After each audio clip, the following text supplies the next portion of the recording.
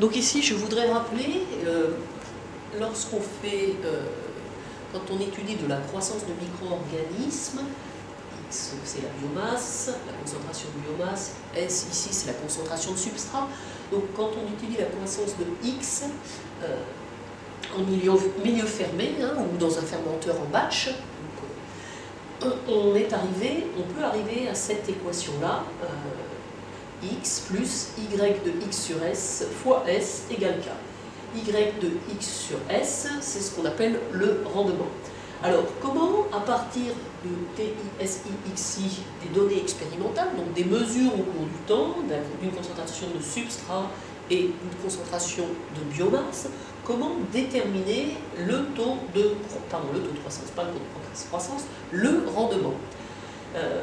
Si ce rendement, quand on arrive à ceci, on a fait la supposition que ce rendement était une constante.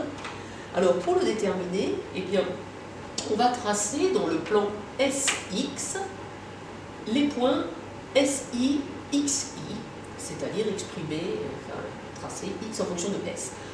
Normalement, on devrait avoir quelque chose comme ça, et on va, en utilisant un logiciel, ici, déterminer la droite des moindres carrés, c'est-à-dire la droite qui passe au mieux parmi les points en minimisant les écarts entre chaque point et le point de la droite correspondant, en minimisant les écarts en carré.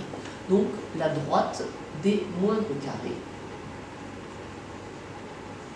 Et cette droite des moindres carrés, eh bien son équation, quelle est-elle? Eh bien, normalement, ici, on va obtenir la valeur K, okay, et la pente de la droite, eh bien, ce sera moins Y, le rendement.